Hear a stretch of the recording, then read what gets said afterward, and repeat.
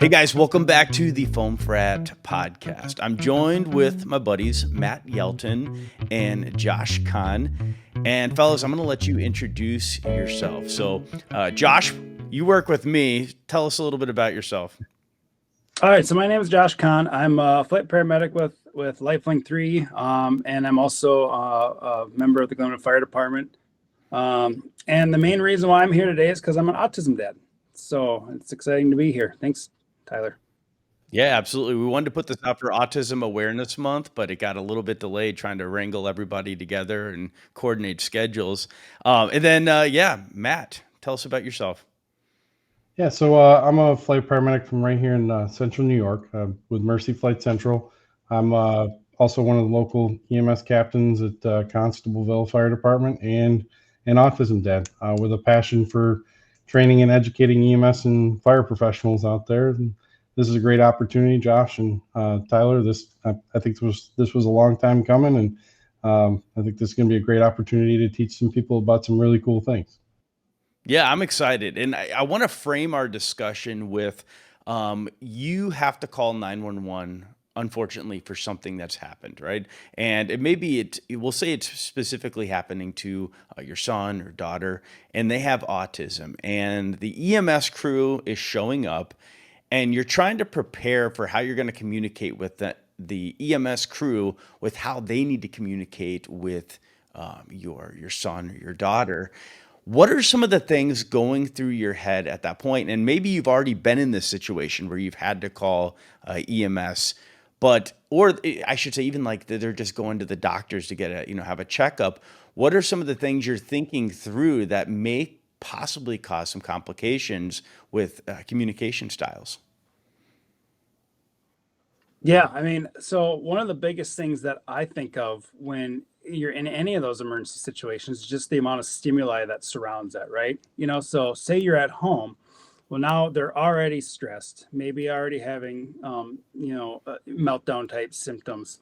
And now you have, lights, sirens, people, tons of people coming in and out, seeing what they can do. And unfortunately, when you think about how, for those of us in, fire, EMS, law enforcement, we're not exactly the quietest of individuals, right? We kind of come in and we kind of have a presence. And in some cases, that might be the last thing that they really need. That may actually cause things to become worse.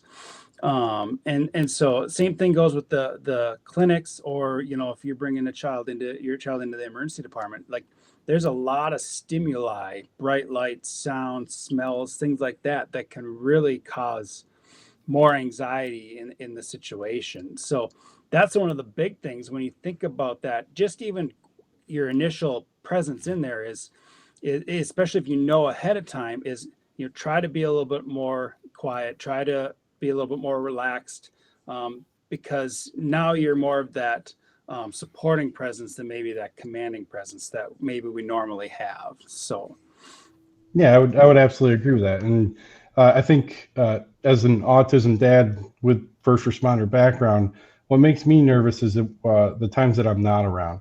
Not necessarily if I'm present and we're to need to summon 911 or bring my son to the local emergency department for some type of care, I wouldn't be as nervous, I guess, in the sense that I'm prepared to explain and kind of liaison between the healthcare professional or the first responder and my son to help them kind of buffer that initial interaction to kind of build that bridge, that trust bridge between my son Garrett and whomever may be, caring or providing some type of protection for him. But the reality is that we can't be with them 100% of the time. So when he goes off to school, rides the bus or whatever the case is on a school trip and does require some type of emergent care, those are the times that I'm nervous, because I think back to my training and education as an EMS professional and the pitfalls and shortcomings of my education when it came to interacting with individuals who may be autistic or our special needs population in general, because we learn so much about the blood, guts, and gore of trauma care or the cardiac medicine intricacies, but we learn so little, at least in our community over here in New York, about interacting and interfacing with individuals who have special needs and who may require special considerations, I guess. So that's where I get nervous as a dad with the experience and background that I have, is that they're poorly prepared to even begin that process of building that bridge of communication, because the reality is the challenges are there. He may not be as willing to speak freely or communicate verbally with that individual, and he may try to shut down and retract or become aggressive. And I don't want them to misinterpret something like that and react kind of irrationally. Yeah, absolutely. And we may not know going in, right? It's not like you routinely get the dispatch information that you're going for a kid who has autism and fell off his bicycle. Like that's not something we may hear. So, are there any visual cues, or is there anything that alerts EMS that we are dealing with a child that has autism besides the parents just telling us? How would we know? Some of the basic things, like a lot of people talk about, the fact that they won't maintain eye contact, they won't smile, things like that. Those aren't things that I would rely on. But in a stressful situation, maybe they're covering their ears because the sound's too much. Maybe you'll find them cowering in a corner. Maybe they're hit under a table, trying to, maintain some semblance of calm for themselves. Maybe they're rocking. They talk about hand flapping. Maybe they're excessively loud for the situation. Maybe they're not speaking at all. So there's a lot of things that can play into it, but none of them necessarily say, "Hey, I'm autistic and I need your help." Right. So some of the things that I kind of build off of that with when we're training local departments around here are the visual cues, like the rhythmic movements. The hand flapping is usually an excitement or an overexcitement or overstimulation type of thing. The rhythmic rocking, humming, singing songs, that those are self-soothing techniques sometimes. The scarier stuff is the self-harm or self-striking type of behaviors that we see. The loud yelling, covering of ears, or closing of eyes and screaming. The cowering to the ground usually is some type of coping mechanism that they've enacted to ground themselves and basically start to try to redirect and self-soothe themselves. But recognizing that type of behavior is not necessarily, say, a mental health crisis, but maybe an overstimulated situation where an individual who's a sensory individual is in crisis, and they're trying to kind of self-soothe and self-calm themselves, where we may not need to immediately react with some type of aggressive or physical intervention. We may need to let that particular thing play out for a minute or two, because that may be their way of kind of bringing themselves back to a more calm and controlled environment, if that makes sense. They're overstimulated or sensory overloaded, and they're trying to shut down different sensory pathways to help kind of, I guess, mitigate, process, and kind of calm. And I think that's a key, Matt, is reminding people that if they are, calm, they're laying there, or they're maybe, like you said, doing hand flapping, some of the rhythmic movements, that's not necessarily when you want to approach them and start talking to them. Because if you do that, if they are trying to self-soothe, that may cause a flare-up to happen again. It may make them start to get more agitated. And the last thing you want, and we've had this situation on multiple occasions, is what we call elopement, or where they run, and all of a sudden they're, especially if you're outside, now they're running across a highway or things like that. And so we don't want to see them get to the point where they are again becoming physical or potentially running from you. And then now we have a different situation. So sometimes the best care we can give is just sitting there and keeping an eye on them and letting them, soothe. And then once they start to talk to you, then you can kind of start that conversation and talk to them. Is there a preferred method of communication where you hold eye contact, or they don't want eye contact, or talk to them through their parents? What is preferred, or is it just completely different depending on the day? Yeah, so interestingly enough, people, we get so used to the way that we communicate with other individuals throughout our life, where eye contact is really such a key kind of integral component of the way we communicate, express emotion, and kind of build that pathway between each other. When in reality, individuals with autism or sensory overload issues may not be making eye contact with you, not because they don't want to communicate with you or not because they don't want to hear or see what you're saying or doing. They may be taking away one type of sensory input to be able to focus another on what's happening. So looking down and away from you may be them trying to focus in a different sense to hear what you're saying and understand. And again, not necessarily because they don't want to see or hear what you're saying or doing. It's because they need to focus in and kind of channel their attention a different way to draw in the information. I guess the biggest thing to understand with some of these individuals is they struggle to process information because it's coming from so many different directions. And we take for granted our abilities to kind of filter some of that stuff and channel it down and be able to process and react or process and not react almost subconsciously in some senses, that we take for granted that we have that ability, and these individuals are being overloaded and overstimulated, so they're trying to focus in, and not making eye contact helps them kind of narrow that bandwidth a little bit, if that makes sense. Yeah. So if I'm understanding right, it's not so much if you're looking at them or what expressions you're making. It's more so just not being or adding to that stimulus that they're already trying to Right. process out. So Yeah. it doesn't matter if I get down and I'm at eye level or whatever. It's just you want to make sure you're not having high inflections in your voice or things that are going to Right. appear as more stimulative than the other stuff that's going on in the environment. Do you find Right. that in So those circumstances, having less people in the room is better than having police, fire? You know how it is a typical yeah. emergency scene. Would you say, hey, let's get as many people out of here and just have the people that are necessary, the parent, the child, and Yeah. then the providers doing the assessment? Absolutely. And it helps to simplify the communication sometimes. That's the other side of it. We get so used to sometimes overcomplicating the way that we try to explain things. And by no fault of our own, some of us that like to continue our education and learn a lot more about what we're doing, we become a little more intentional about how we try to explain and articulate things. And the best thing we can do for these individuals is simplify the communication and make it a very yes or no, very small communication type of environment, because they're again trying to process a lot of information uh, in a very short period of time, and it takes them some time. So we need to slow some of that communication down and allow them time to process and react, um, and take time to get through that and give us an answer if they're capable. And what will help kind of bring down all that environmental stimuli is, like you say, if we um, back everybody off, bring down the intensity kind of overall, because we forget just how intimidating we look when we're all in uniforms in a professional setting like that, and there's several of us in a very small room. That can be pretty intense for somebody who's not used to an environment like that.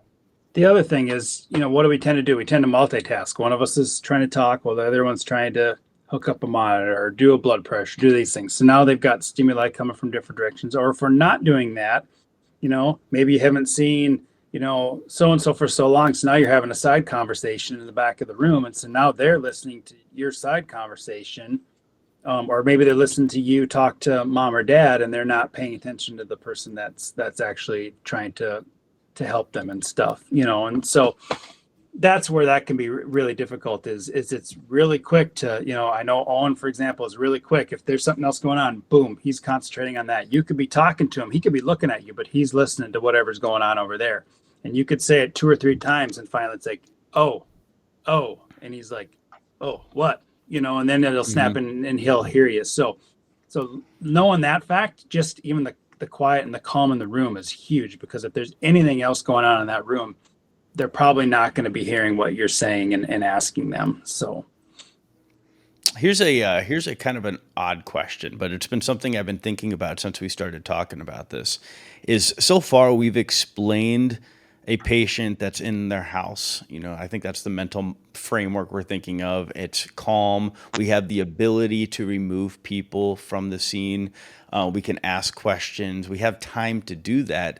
However, there may be a time where it's a legit emergency and we do not have time to do all that stuff. And thinking about a kid who gets stung by a bee and they're having an anaphylactic reaction. And there's times where you may not have the liberty to remove external stimulants and try to just, approach this very calmly. In those situations, can you have so many stimulants that it almost creates like this locked in type appearance where there's just no communication at all? Or what is the fear if I go in and I had a kid who is having an anaphylactic reaction? His parents say he's autistic. I got to get him epi. I know I'm going to be doing things that are going to create a lot of stimulus. What's the approach with that? What would you guys recommend is the correct way of going about that? Yeah, I mean, that's a really difficult situation. And 100% you can have those individuals that are basically completely shut down, and the tough part is we all know what we need to do in those situations, but we also know that the things that we do are probably going to make our situation a little worse. And, I know, and Matt's probably done it too. I know we've had to do holds on Owen and things like that to have things done, and it's not fun. They will kick, they'll scream, they'll headbutt, they'll do all these different things. And sometimes, that if it push comes up, that maybe end up what we're having to do, but that's the last resort we want to try to do, because we know we're trying to gain trust from them, and that's the exact opposite of what we're going to do if we're having to do things like that.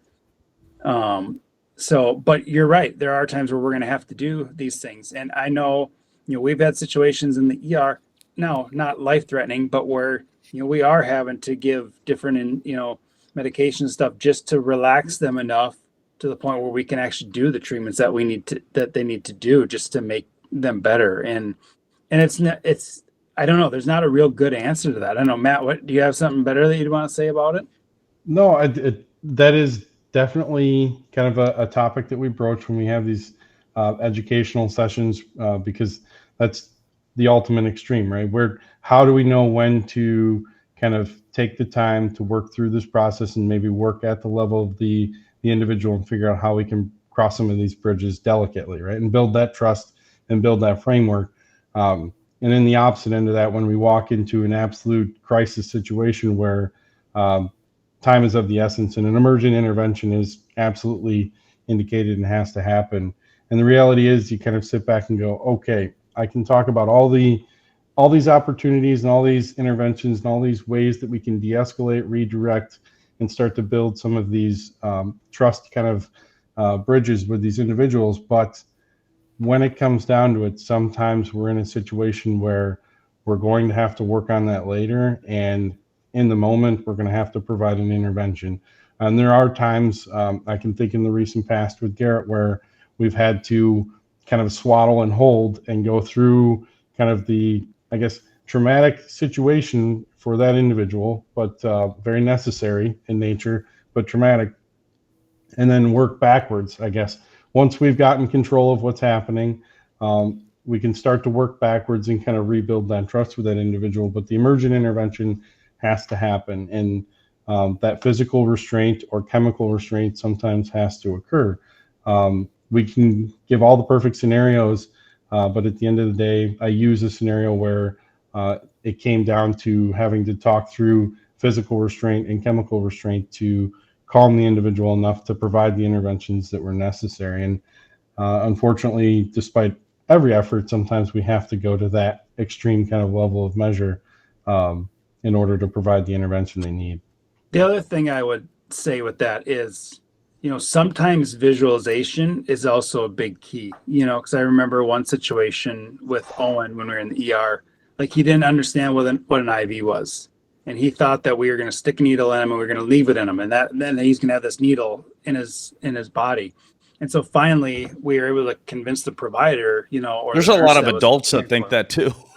Yeah. Yeah. And so finally we had them take it apart and show them like, well, this is what's going to, this is the IV, this is what we're going to give you your medicine. And then, it was a little better. It still wasn't perfect, but, sometimes that visualization is key. And the other thing is that's where, if a caregiver is on site, so mom, dad, grandparents, maybe it's a teacher or someone like that, having them and making sure they understand, okay, this is what we need to do and this is why we need to do it. We're probably going to need your help, because will be able to help keep him or her calmer than maybe we are going to be able to. And having them on your side is going to be a huge part of this, and a lot of times when we talk about the special needs community in general, it's all about having a team. We're all about being a team, whether it's our, para, special ed, teachers, our county caseworkers, things like that. It's all about a team. And the same thing goes here. It's just we're a different aspect of the team, and we're not a permanent member of the team, but we are a team nonetheless. And so we want to make sure that everyone on the team understands what we're doing and why we're doing it. Because if we're going to go do something and then mom or dad over on the side are yelling at you not to, or things like that, that's only going to increase the anxiety for that child. So making sure that they understand what's going on and why we're doing it is also going to be a huge aspect of it. So something you said, Josh, I want to just dive a little bit deeper into. You mentioned, but actually both of you guys mentioned medication assistance in some situations, and I can imagine a period where you have to fly somebody who has autism and you're trying to reduce the stimulant by putting on headphones or, trying to reduce as much as you can so that way they don't have an episode to where they start feeling very stimulated and panicking. What is the threshold? Where do you see the ethical line of saying, yes, we are going to give something? I'm assuming you guys are referring to something like a benzo or, I don't know, Haldol. But what medication do you typically see for that? And then what is the line where that's the only option you have is to do something like that? That's a good question. Because the other thing when we think about flying patients, a lot of times, if they're having something, of that nature, usually, it's done before we get there. So that's actually really, I don't know. What do you think, Matt? I mean, I'm guessing it's going to be, like you said, some Versed or something like that, just to take the edge off, and to keep them calm. But yeah, it's a difficult situation because we don't want them, trying to get out of their belts and things like that, especially on the safety aspect of it. We can't have them doing that, and physical restraints are going to just make them fight even harder, Right. Right. and so that's the key with that. So Yeah, and that's typically the conversation I have when that question comes up almost every time you do one of these presentations and there's a large population of advanced providers in the room. It's always like, all right, this is great. However, when I'm at that point,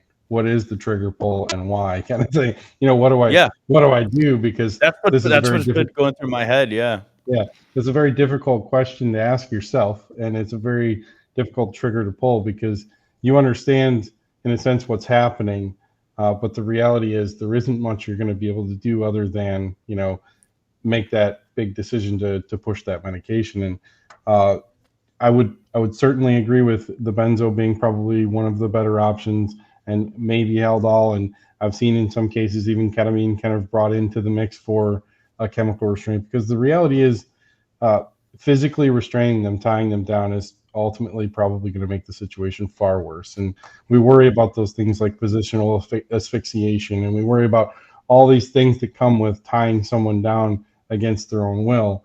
Not that chemical restraint doesn't come with its own kind of intrinsic, dangers, but the reality is, I think when we're at the point where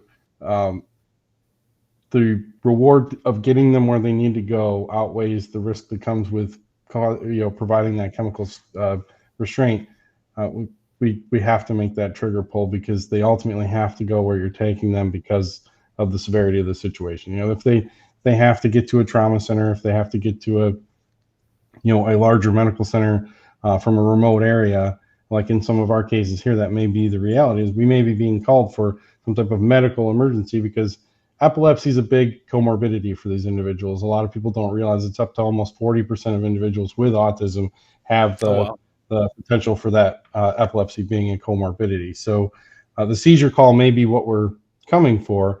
And in that case, the benzo is a perfect answer to both that seizure potential and chemical restraint need, and kind of keeping them comfortable and suppressed and able to move them safely from one point A to point B. So I think the situation may be a little more dictating of what you decide for an actual medication. whether it's because they do have mental health comorbidities as well. I mean, there's the ADDs and the ADHDs and some of the other kind of, alphabet soup mental health diagnoses that are out there that come with autism.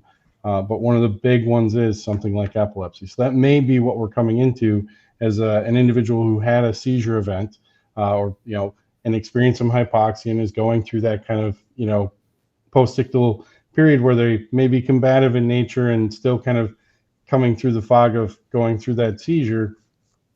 The benzo may be the perfect answer to that problem. Would I be wrong in treating it like it is a anxiety disorder or a panic attack? And the way I think of it in my head is, if I have somebody that is having a panic attack or is having anxiety, and we've all had a patient in flight that starts freaking out a little bit, you start talking to them, you start explaining everything, you start trying to use verbal de-escalation techniques on them. And then the last result is giving them a drug that suppresses their central nervous system. That's how I would approach it without, knowing much about autism. But it feels like that's kind of the same thing: reducing stimuli, talking, explaining, and then as a last resort, suppressing that central nervous system. And if there's absolutely no way to rationalize with some of these individuals, not unlike some of our patients who have that higher level of anxiety, or they're claustrophobic, or they're scared to be in the helicopter and they're critically injured, and we end up with, we've all been in that situation where you're like, man, I really don't want to do this, but risk versus reward is this person needs to go where they need to go, and they're not going to be able to do it without bringing them down a notch, right? So you're absolutely correct, and I think, in my personal opinion anyways, that's the perfect way to equate this, because anxiety may be another comorbidity of theirs. That's the reality of things, and they may be in an exacerbated state where there is no de-escalation and there will be no rationalization with them. So you're going to have to kind of chemically restrain and sedate them until we can get them in a little more controlled environment and kind of work backwards, I guess is the way to put it. The other thing to think about when you're in this situation, so say you're in the emergency department getting ready, and caregivers are there, couple things that, as you were talking about de-escalation, some of those things that you could really work on with them still being there is, most of the time they'll know what techniques have worked in the past, as far as, do they have certain tools that, Owen carries a stuffed animal around 24/7. He's always got a stuffed animal with him, and that's just what he does. He's got a blanket with him pretty much all day when he's at home. So he's got these certain tools that he needs, So being able to do that, figure out what kind of tools normally work better for them. And then also pre-teaching is huge, discussing with them, hey, so here's what we're going to do. We need to take you from here to this other hospital. We're going to put you on this bed. We're going to do this. We're going to do this. This is what's going to happen. And the more we can pre-teach and kind of, so it's not a surprise, that's going to be a big benefit for you, because a lot of these kids are very routine based, and there's already been a disruption in their routine because you're there, they're in a hospital, they're in a clinic, they're whatever it may be. And so they're already potentially having a little bit more anxiety because now their routine is completely different from what it normally is. And so now we're working towards, how do we make it that they can understand what's going on and make it so it's maybe just part of the routine. And that's where that pre-teaching really can come in handy, because at least they know what's going to happen before it happens, and we talk about, when we took EMT class right away, we always talked about consent, right? Oh yeah, I'm going to go ahead and put this blood pressure cuff on you, ma'am. I'm going to go ahead and check your pulse. And it's like, it's even more important to do those things with these guys, and let them know what you're going to do ahead of time, and let them get that, kind of wrap their head around that. So that way they are kind of prepared for it. It's like, all right, I'm going to go ahead and put this blood pressure cuff on, and we already do that for kids for the most part, but just reminding people that is huge, because now they will understand what's going to go on and what's happening. So to take that a step further, not only in the moment can we do that pre-teaching, we can kind of expose them to that stuff in the controlled and calm setting during their everyday routine when it comes to exposing them to fire and EMS in the school setting, or having them come from the local community to your stations, to your local helicopter base, to expose them to those types of things ahead of time, kind of an immersion type of therapy where they see, feel, touch, hear all the stuff that goes on, and you can explain it to them, and they can become familiar with you. That really helps kind of bridge that gap beforehand, and helps mitigate the potential ahead of the game. So they're more comfortable with our friends in law enforcement coming if they've been exposed to them ahead of time in a much more controlled and methodical way, so that they can understand what those things mean. So it's not the scary person with a gun with the loud car.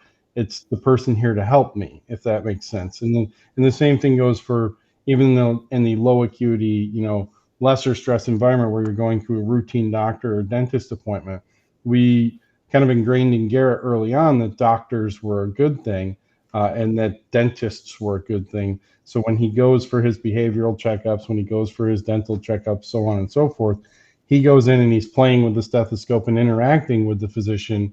And it's comical in nature, because he equates them to Dr. Robert from, like the Beatles song, that he absolutely loves the Beatles, which is uncanny for him.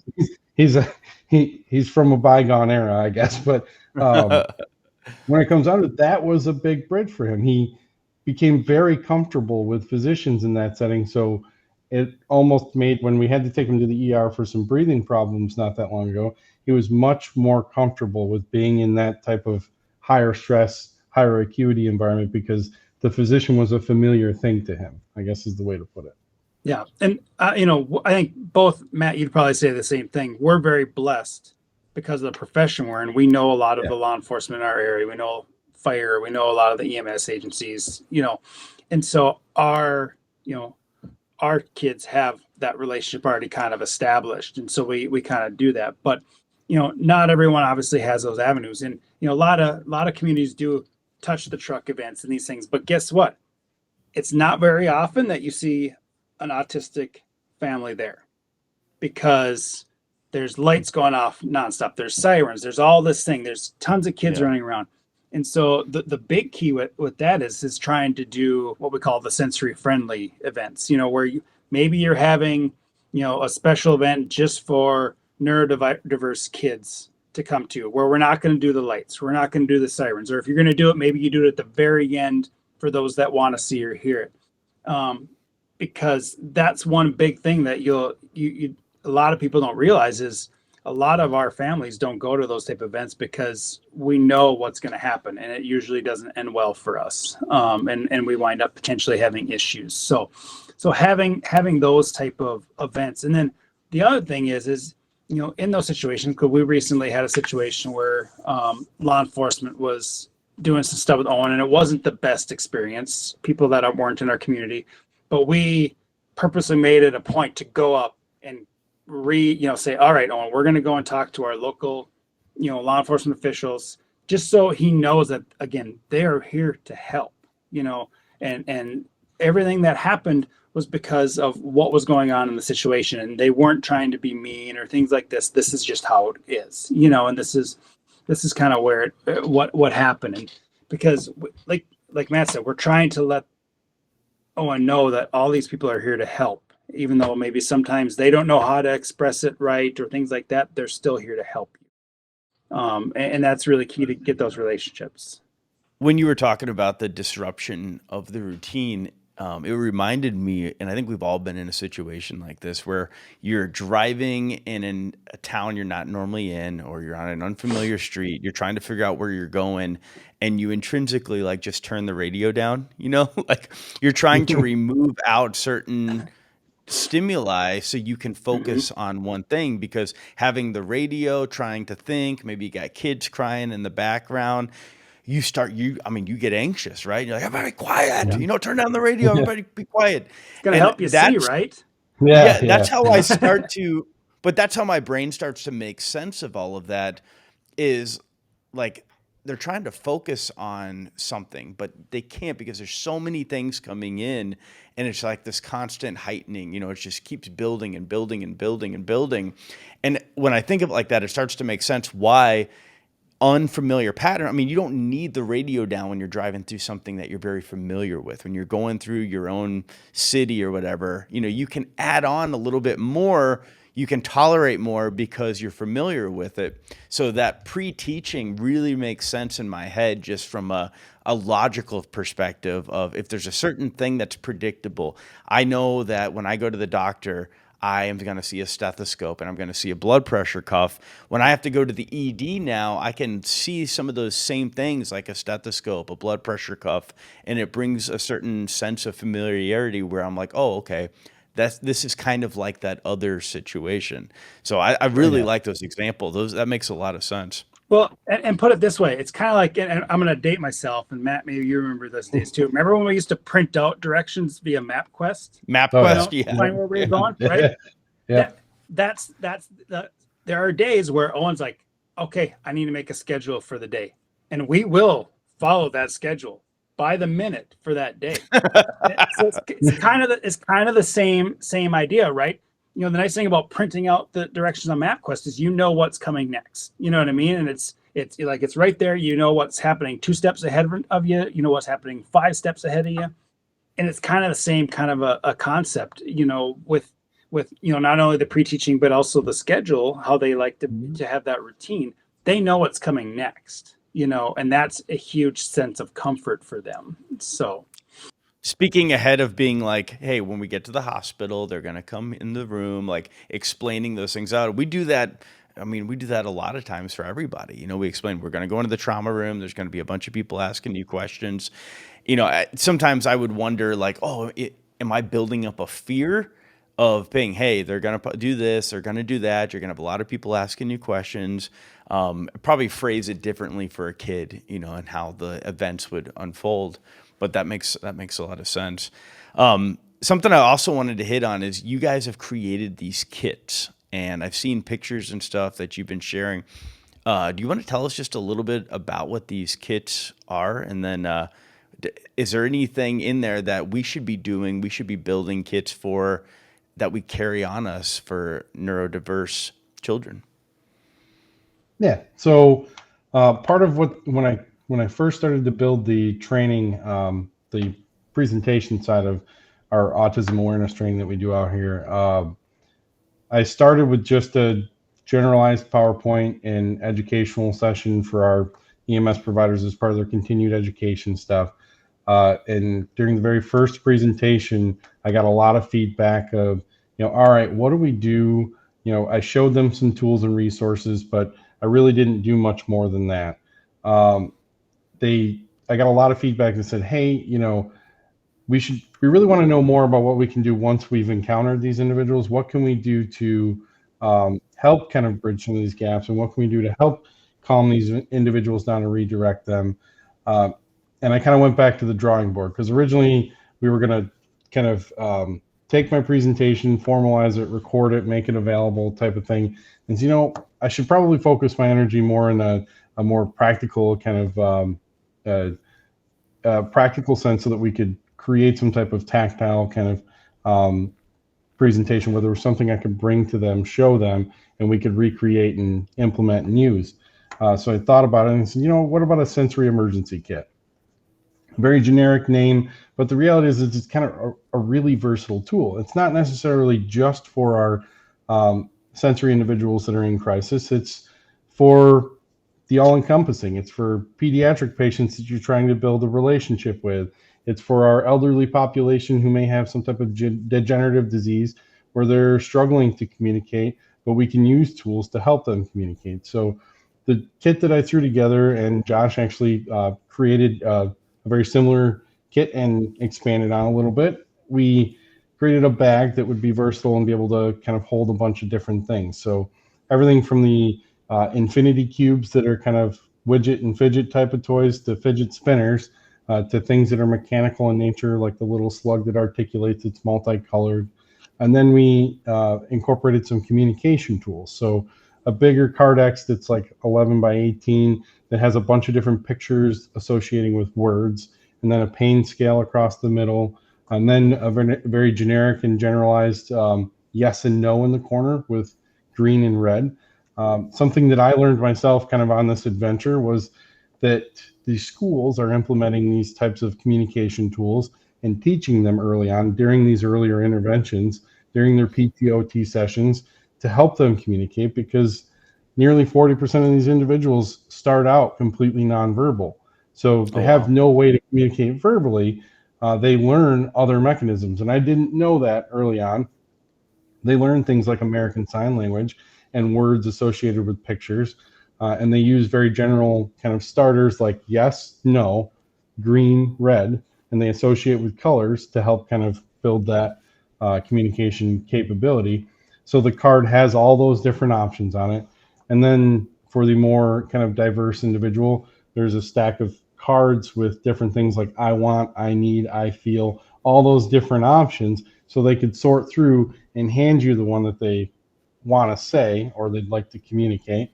And then for the individual that can actually write what they need to say or communicate, there's a blank dry erase board with a marker.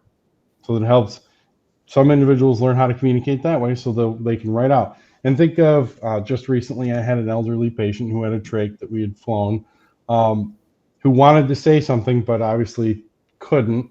She signed a pen, can I write? We grabbed a piece of paper, she wrote on a pen and handed it to me in the helicopter. I'm like, oh, hey, you know what? This is a great way to do this for individuals. We can make a way for them to do this too. I added just kind of ways to communicate, objects to help them start to decompress that they're familiar with, because they use things like fidget spinners being one of the things I could have, I thought was the dumbest thing in the world 5 years ago, has become a life-saving little tool. You got one in your flight suit pocket, don't you? Oh man. And my partner and I the other day had a little kid, and she looked at me and goes, we need to put one of your kits in the helicopter, because this would have been a perfect opportunity. It wasn't a sensory kid. It was a seizure kid who was working through some things, but it would have been a great way to kind of build that trust gap. I'm like, hey, buddy, play with this, and it's a fidget toy to help them kind of break away from that really stressful environment.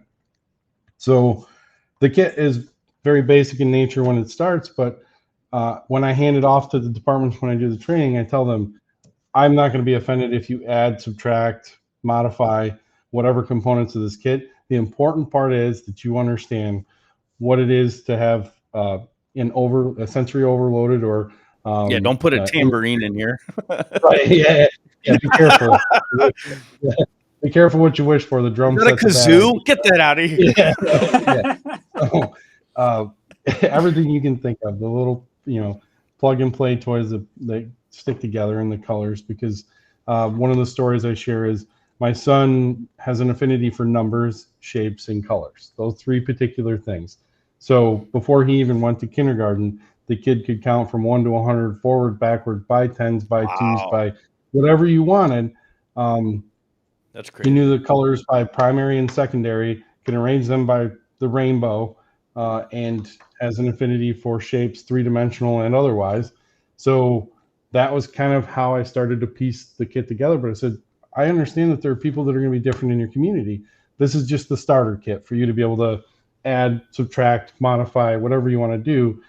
So when Josh reached out to me and said, I need a list of what you got in there, I said, I'll do you one better. I'll send you one, and then you do whatever you want to do with it. You come up with your own version and let it spread like wildfire. So what did you do, Josh? What did you add or subtract from it? So for the most part, we didn't really subtract anything from it. But Owen put his own spin on it. He, of course, added a plushie. He added a little small stuffed animal. And like I said, when you tell Owen, give me a second, it literally is 1001. Or you give me a minute, it's literally, he will count. So we put in one of the bubble timers. Perfect. As well. So that way, if we say, hey, all right, we need to give you this medication, we'll do it when the bubble timer is up. Then there's a concrete, definitive, like this is when we're going to do this. Because again, time is a big thing for some of those individuals. So, those are the biggest things that we added. Besides, of course, the one thing Matt didn't mention was headphones. Of course, there's headphones in there too, to help some of the stimuli. But other than that, for the most part, it's pretty much the same as what his kit is. So I thought Owen would have a sketchbook or something in there with as much as he likes to draw. Well, if we could afford an iPad and an Apple Pencil, he probably would, but I don't think we could put one in every kit. Awesome, guys. Well, this has been very enlightening. Awesome conversation. I can tell you guys both are very passionate about this topic. How old is Owen? Is he around 11. the same age as Garrett? What did you say, 11? 11, yeah. Garrett is 7. He's 7. Okay. Yeah, he just turned 7 in June. Awesome. Well, guys, thank you so much for coming on. This will help a lot of providers. I wish I would have had something like this that I could have watched. We're going to have this inside studio as well, so that way people can take this and actually get CEs for it. So thanks for coming on, guys. Awesome. Maybe we'll do another one, and we'll hear how these kits are doing. What other stuff you found to add or subtract from it. Yeah, absolutely. Sounds good. And then real quick, I'm going to put a link. Are these kits available for purchase, Matt, if I were to link to them in the show notes? Or do you have like a build your own little instructions? What would be the best way for somebody that's listening to this to get one of those kits? I would put the link to our Facebook page, the Learning the Language of Our Biggest Fans, and then they can reach out to me and we can figure out either I can send them a kit, send them a list of whatever their kind of heart desires. If they want a list of what's in there, or if they want an actual kit themselves, or if they live in New York and I can come do the training in person, I'd be more than happy to come give them the kit and kind of give them the how-to to deploy the device and exploit its resources. Is there a place that people can go to donate money towards building these kits? Is that on We've your both site as well?